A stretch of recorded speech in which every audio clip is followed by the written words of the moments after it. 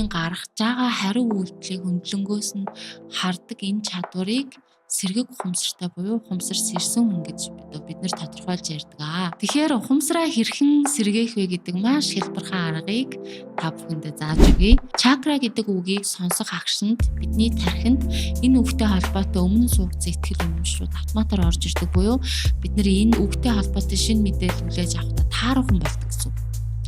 За тийм учраас бид нар энергийн төв гэдэг цоошин ойлголтыг ашигладаг. Мөнгөний блок хамгийн хүүсгээд байдаг шалтгаан бол мөнгөний энергийн төв буюу бүтээгч энергийн төвийн доор хүний аюулгүй байдал, харилцаа, зүүн совинг хариуцдаг хоёрдугаар энергийн төв явж байдаг. Тэгэхээр энэ хоёрдугаар энергийн төв дээр асуудалтай, буруу зураг итгэл үнэмшилтэй, зүүн совин муутай, зүүн совингоо хүлээж авч чаддгүй ч юм уу. Ийм асуудалтай хүмүүс мөнгөнийхөө энергийг блоклох гэдэг. За сайн байцгаана уу? Сувдар энзэн дэрж подкастын дараагийн дугаар шинэхэн студиос маань хүрж байна. Энэ богино бичлэгээр бид сурагчдаас мань тогтмол байнга ирдэг асуултуудад хариулт өгье хэмээн бэлтлээ. За хамгийн эхлээд маш их түгээмэл асууж байгаа асуулт бол ухамсарын сэргэлт гэж яг юу хэлээд байгаа юм бэ? Энэ шашинтай холбоотой юм уу? Эсвэл ийм сүнс мүнс тэгээ үг дээдсэн юмтай холбоотой юм уу гэж хүмүүс маш их асууж байна. Тэгэхээр шинжлэх ухаанчаар тайлбарыг нь өгөх юм бол тарих судлалын шинжлэх ухаанд метакогнишн буюу өөрийгөө хөндлөнгөөс нь ажиглаж анзаарах чадвар гэдэг нэг юм ойлголт байдаг. За тэгэхээр сүнсэн сэрсэн буюу ухамсар сэрсэн хүн гэж ямар хүнийг хэлдэг юм гэхээр сэргэгээр ухамсартайгаар өөрийгөө хөндлөнгөөс нь ажиглах чадвар юм.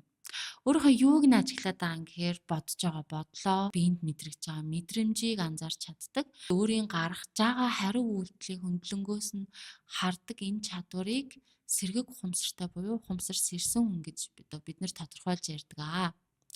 Ийм болох нь ямар давуу талтай гэж байна те. За бид мэднэ бидний зарим нэг ааш аврууд бидний амьдралд хохирол учруулдаг. За уурлахгүй бай гэсэн чинь нэг л мэтгэд ууралждаг ч юм уу те. Ингэж хариу үйлдэл үзүүлэхгүй бай гэсэн чинь нэг л мэтгэд хариу үйлдэл үзүүлждэг. За нэг тодорхой нэг төрлийн биеийн илэрхийлэмж ч юм уу, царай төрх ч юм уу те. Эсвэл үйлдэлийг гаргахгүй байгийг хичээгээд байсан ч гэсэн өөрийн ухаангүй гаргацдаг бол энэ маань өөрөө юу юм гэхээр ухамсаргүй буюу байнга уншигдсаар байгаад ингээд дадал зуршил болчихсон тогтмол программын дагуу үйлдээд байна гэсэн үг байхгүй. Гэтэл ухамсар сэрсэн буюу сэргэг ухамсартай болсон хүмүүс яадаг юм гэхээр өөрт ингээд уншигдаад байгаа энэ программыг өөрийн ухаангүй орж ирээд байгаа энэ дадал зуршил болсон бодлуудыг тэгээ түүнээс үүдэж бидний биеийн байнгын тогтмол мэдрэгдээд байгаа мэдрэмжүүдийг таньж барьж авдаг гэсэн үг байхгүй. Тэр ийм хүн яах вэ гэхээр аль болох хүсгүй байгаа аашавраа гаргахгүй, хүсгүй байгаа үг үйлдэлээ хийхгүй, таагүй мэдрэмжээс аль болох хурдан салж чаддаг гэсэн үг. Тэгэхээр ухамсараа хэрхэн сэргээх вэ гэдэг маш хэлбэрхэн аргыг та бүхэндээ зааж өгье. За бид ингээд өөрийн ухаангүй хэлдэг маш олон төрлийн сөрөг таагүй үгнүүд байдаг. За жишээ нь аймарч гэдэг юм уу, эсвэл лайтай гэдэг ч юм уу, гайтай гэдэг ч юм уу те. Зарим нэг хүмүүс энэ аймар гэдэг үгийг бол 5 үг тутмын нэг болгоцсон ч юм уу, 10 үг тутмын нэг болгоод ингээд хэрэглээд ээждэг. Тэгэхээр ердөө энэ өөрчлөлмөр байгаа хэлмээргүй байгаа ганцхан шиг энэ үгээ барьж аваад тэгээд би яг энэ үгийг ерөөсө хэлэхгүй байгаад өөртөө зориг тавина гэсэн үг байхгүй. Энэ үгийг хэлэх юм бол өөрийгөө анзаараад болиулаад барьж авъя гэдэг зорилгыг тавина. Энэ үед яаж эхэлдэг вэ гэхээр бид нэр магадгүй энэ таагүй үгийг хэлчихэд нэлээд хэсэг хугацааны дараа хүүе би энэ үгээ хэлсэн байж тээ гэж хамгийн ихэнд анзаарч эхэлдэг. Магадгүй хэдэн өдрийн дараа ч юм уу, хэдэн цагийн дараа ч юм уу, эсвэл нэлээд хэдэн минутын дараа өөрийгөө энэ хэлэхгүй гэж зорьсон үгээ хэлснийг анзаардаг. За бас тэгэл үргэлжлүүлэл би яг энэ үгийг хэлэхгүй бай гэд хичээгээд ахаар сүулдэ дөнгөж хэлмэгцээ анзаарч эхэлдэг болно. Дахиад хичээгээд энэ үгийг хэлэхгүй байгээд өөртөө сануулад өөртөө ажиллаад ахлаар яадгийн гэхээр хэлж явах явцдаа анзаардаг болно. За үүний дараа үргэлжлүүлэн ажиллахаар хэлэхээсээ өмнө өөрийгөө барьж аваад энэ үгээ өөр үгээр орлуулдаг болно. Тэгэхээр юу гэсэн үг вэ? Ухамсаргүй маш их хэлэгдэг байсан ганцхан энэ үгийг болиулах гэж ажиллаж итэл бид нэр сүулдэ яадаг вэ гэхээр амнаасаа гарч байгаа үг болгон дээрээ ухамсартай, сэрэмжтэй, анзаарахтай болдог гэсэн.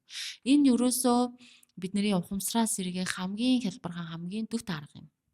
Тэгээ нэгэнт ухамсараас ирээгээд юу ярих гад байна, юу бодоод байна, юу мэдрээд байна гэдгээ анзаардаг болчихсон хүний хувьд өөртөөгөө үргэлжлүүлэн дараагийн шатанд ажилтдаг байна. За дараагийн манай сурагчдаас хамгийн их ирдэг асуулт бол энергийн төвүүд гэж юу юм бэ? 7 одоо чакра гэж нэрлэдэг гэдэг. Үүнийг тайлбарлаж өгөөч гэж маш хүсэлт ирдэг. За бид бол чакра гэдэг үгийг ашигладаггүй. Яагаад вэ гэхлээр чакра гэдэг үгийг сонсох агшинд бидний тархинд энэ үгтэй холбоотой өмнө суугдсан ихтгэл үнэмшрүүд автоматар орж ирдэг буюу бид нар энэ үгтэй холбоотой шинэ мэдээлэл хүлээж авахдаа тааруухан болдог гэсэн үг. За тийм учраас бид нар энергийн төв гэдэг цоо шинэ ойлголтыг ашигладаг. Тэгээд доктор Жо багшийн тайлбарладгаар хүний биеийн дотор 7 энергийн төв, биеэс гадна нэг энергийн төв буюу нийт 8 энергийн төв байдаг. За энэ 8 энергийн төв юу гэдгийг бэ гэхээр нүдэнд харагдаж гарт баригдахгүй байгаа цахилгаан соронзон талбар буюу ауранаас энергийг хувиргаж татаад биологийн энерги болгож хувиргадаг гэсэн үг байхгүй юу? Энэ биологийн энерги гэдэг нь өөрөө юу юм гэхээр бидний мэдрэмжийг хэлж байгаа гэсэн үг. За 8 энергийн төв түүний дотор биеинд байгаа 7 энергийн төв нь өөрөө нэг зорилгын дагуу ажилладаг бүлэг эрхтнүүд байдаг бөгөөд булчирхай нь өөрөө яг тэр бүлэг эрхтнүүдийн цөм гэж явдаг тийм. Тэгэхээр бид биеийн доторх 7 булчирхайгаар дамжуулаад ауранаас энерги татаад түүнийг даавар гормон үйлдвэрлэх байдлаар дамжуулж мэдрэмж үүсгэх байдлаар энэ мэдэрч байгаа мэдрэмж нь өөрөө бидний энерги болдог гэсэн үг. За энэ учир шалтгааны улмаас бид нар энэ 7 энергийн төвийн зорилгыг бидэнд үйлдвэрлэж өгдөг энергиудыг одоо бас сургалтын дээр наривчлан үздэгэ гэсэн үг. За тэгээд эрэгтэй хүмүүс, эмэгтэй хүмүүсийн хувьд энэ энергийн төвүүд нь жоох ялгаатай ажилладаг. Ялгаатай гэдэг нь өөрөө юу гэсэн үг гэхээр эсрэгцэж ажилладаг гэсэн үг. Энергийн төвүүд нь өөрөө өгөх, авах гэдэг юм шин чанартай ажилтдаг байна. Тэгэхээр нэгдүгээр энергийн төв бол жишээлбэл эрэгтэй хүмүүсийн хувьд одоо өгөх давмгай үйл ажиллагаа явуулдаг бол нэгдүгээр энергийн төв нь эмэгтэй хүмүүсийн хувьд авах давмгай үйл ажиллагаа явуулдаг. За энэ мэтчлэн аваа өгөө гэд аваа өгөө тэнцэх буюу дутуугаа нөхөж дундуураа дүүргэж эрэгтэй эмэгтэй хоёр хүн маань нийлээд нэг ин ян энерги буюу нэг бүтэн цул болдог байна. Тэгэхээр энэ тухай бас бид нэр хичээл дээр энергийн төв болгон дээр нь эрэгтэй хүмүүс дээр эмэгтэй хүмүүс дээр тайлбар хэлдэг. Үүнийг бид нэр ин ян энерги буюу эр хүний мөн чанар, эрэгтэйлэг энерги, эм хүний мөн чанар буюу эмэгтэйлэг энерги гэж тайлбарладаг байна. За манай сурагчдаас ирдэг дараагийн нэгэн түгээмэл асуулт бол мөнгөний блок гэж яг юу юм бэ те? Ер нь энергийн блок гэж юу юм бэ гэдэг асуулт байгаа. За маш энгийнээр хариулах юм ба сайн хэлсэн шүү дээ. Хүний энэ энергийн төвүүд нэмэх хасах буюу аваа өгөө гэд сөөлжлөд явдаг. Тэгээд батарей яаж ажилтдаг вэ гэхээр дээд хэсэгтээ нэмэх цэнэгтэй, доод хэсэгтээ хасах цэнэгтэй байхлаар энэ хоёрын хооронд энерги үүдэг те. Яг тэрэн шиг нэмэх хасах гэд аваа өгөө гэд сөөлжлөд явах хэрэгтэй байсан энергийн төвүүд дээр нэмэх ч юм уу хасах гэд ижил цэнүүд араасаа давхартаад ороод ирэхээр түлхэлцдэг хуулиар энэ хоёрын хооронд доод энергийн төвөөс дээд энергийн төвийн хооронд энерги чөлөөтэй урсгай болохыг бид нэр энергийн блок гэдэг. За юунаас болж ингэж нэмэх ч юм уу хасах гэж энэ ижил цэнэгүүд давхцах тохиолдол гардаг юм бэ гэхээр бидний буруу зуруу ихтгэл үнэмшлээс болоод бидний буруу зуруу зан үйлээс болоод энэ энергийн төвүүд маань нөгөө өгөө аваа нь алдагдаад хоёр нэмэх буюу хоёр авах энерги зэрэгцдэг ч юм уу хоёр өгөх энерги ингээд дээр дороо давхцаад ороод ирэхээр энэ хоёрын хооронд энерги гүйхэ болоод энергийн блок үүсдэг гэсэн. Мөнгөний блок хамгийн их үүсгээд байдаг шалтгаан бол мөнгөний одоо энергийн төв буюу бүтээгч энергийн төвийн доор хүний аюулгүй байдал, харилцаа, зүүн совинг хариуцдаг 2 дугаар энергийн төв явж байдаг.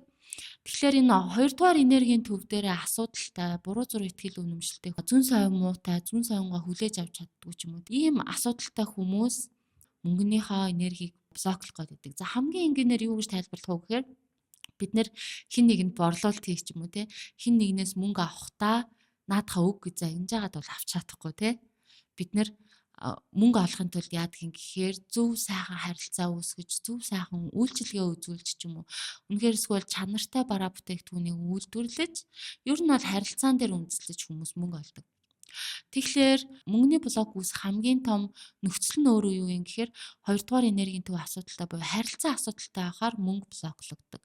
За дээрэс нь нэмээд бид гуравдугаар энергийн төв дээр учраа олоогүй буюу нэг голын хатгаас гэж нэрлэдэг байгаа юм тий.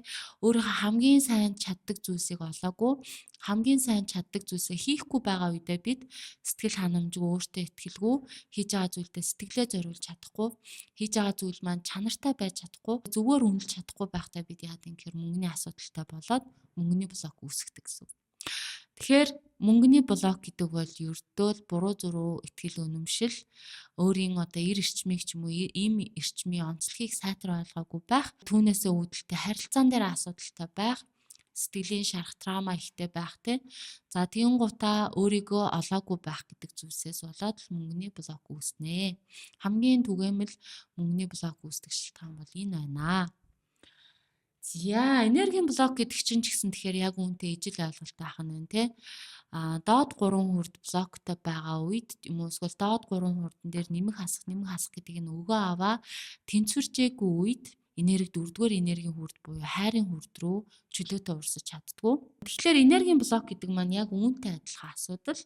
Доод 3 хүрдэн дээр нэмэх хасах гэдэг энергийн тэнцвэр үүсгээгүй байгаа үедээ энергийн блок үүссэн байгаа үедээ жишээлбэл энерги 4-р энергийн төв буюу энэ хайрын энергийн төв, хүлээн зөвшөөрлтийн ойлголтын энергийн төв рүү энерги хүрэхгүй байх үед бид яадаг юм гэхээр одоо жишээлбэл бусдад харилцаа тааруу, өөрийгөө үнэлэхтэй мүү, бусдыг үнэлэхтэй мүү, бусдыг хүлээн зөвшөөрч чаддгүй, өөрийгөө хүлээн зөвшөөрч чаддгүй одоо нөхцөл байдалтай байна гэх мэтчлэн энэ бүх энергийн төвийг ингээд өгөө аваа нэмэх хасах энергийн тэнцвэр гэдэг байдлаас нь тайлбарлаад явж болдгоо. Тэгээд яг энэ тайлбар бол ерөнхийдөө энэ 1-ээс 7 дугаар хүрдний нэмэх хасах эрэгтэй хүмүүстээр эмэгтэй хүмүүстээр гэдэг энэ тайлбар болохоор би өөрөө өгөгдлөөрөө буулгаж ирсэн те өөр хаанч яригддггүй сэдв байгаа шүү. За тэгээ ямар ч байсан манай сурагчдаас хамгийн түгээмэл ирдэг асуултуудад хариулахад иймэрхүү байдалтай байна. Тэгэхээр та бүхэн сүнслэг одоо хуу хөний зан төлөвтэй холбоотой тий